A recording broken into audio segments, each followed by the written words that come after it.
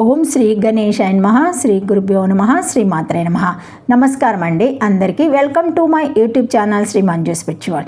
మనం శ్రీ లలితా సహస్రనామ స్తోత్ర నామాలకు ప్రతిపదార్థాలు తెలుసుకుంటున్నాం కదా, శ్రీ మాత్రే నమః. కానీ అంతకంటే ముందుగా మీరు కనుక మన ఛానల్ని మొదటిసారి కనుక చూసి ఉంటే మొదటిగా ఒక చిన్న లైక్ ఇవ్వండి ప్లీజ్, షేర్ చేయండి, నచ్చితే సబ్స్క్రైబ్ చేసుకోండి, కామెంట్ పెట్టండి. దయచేసి వీడియో ఎక్కడ కూడా స్కిప్ చేయకుండా చివరి వరకు చూసే ప్రయత్నం మాత్రం చేయండి ప్లీజ్. ఇంకా వీడియోలోకి వెళ్ళిపోదాము. శ్రీమాత్రే నమః. 767 నామము ఓజోవతి, 4 అక్షరముల నామము. ఈ నామంతో అమ్మవారికి నమస్కరించేటప్పుడు ఓజోవత్యాయ నమః అని చెప్పాలి. ఓజస్ ప్లస్ వతి, ఓజోవతి, ఓజస్సు కలిగినది.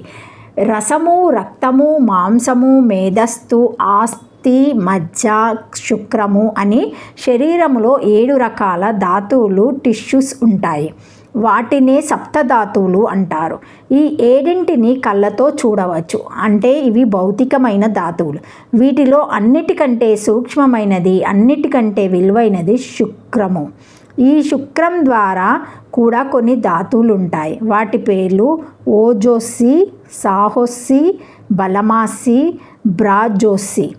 దేవానాం దామనమాసి, విశ్వమాసి, విశ్వాహయుహ, సర్వమాసహార్యుహ, అభిభుహ, ఓం అని సంధ్యావందనంలో సూచింపబడతాయి.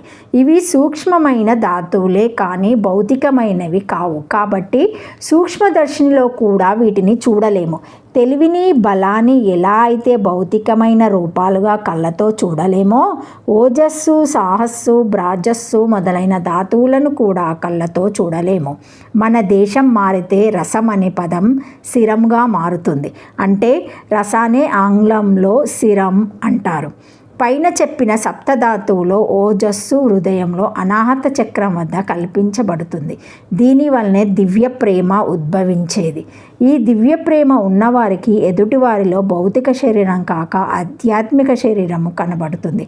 గర్భములో పడటానికి శుక్రం కారణమైతే ఆ పైన గుండె కొట్టుకోవడం, శ్వాస ఆడడం లాంటివన్నీ ఈ ఓజస్సు వలనే జరుగుతాయి.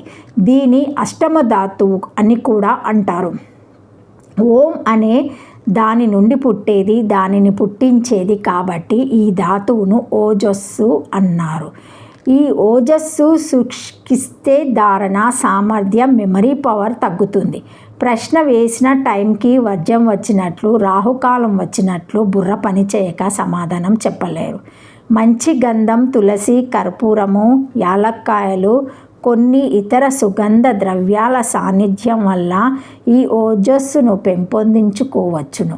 సంధ్యావందనంలో తెలుపబడిన సూక్ష్మధాతువులన్నిటికీ వేరువేరు ఉపయోగాలున్నాయి. వాటి వివరాలు క్రింద ఇస్తున్నాము.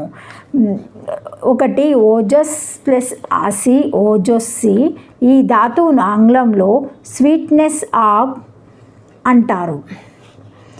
సాహస్ ప్లస్ ఆసి, సాహోసి అని సమయాల్లోతో తోటుపాటు లేకుండా నిలకడగా స్థైర్యంగా ఉండే ఒకే విధంగా ఉండగలగటం ఈ సాహస్సు ధాతువు వలనే జరుగుతుంది. దీని ఆంగ్లంలో స్టెడ్నెస్ ఆఫ్ కాన్సిస్టెన్స్ అని అంటారు.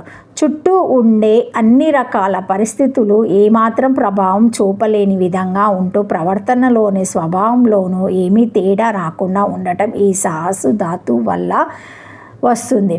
3 బలము అసి, బలమాసి. ఈ బలమనే సూక్ష్మధాతు వలన భౌతికమైన శక్తి పనిచేస్తుంది. ఆంగ్లంలో దీనిని స్ట్రెంగ్త్ ఆఫ్ కాన్స్టెన్స్ అని అంటారు.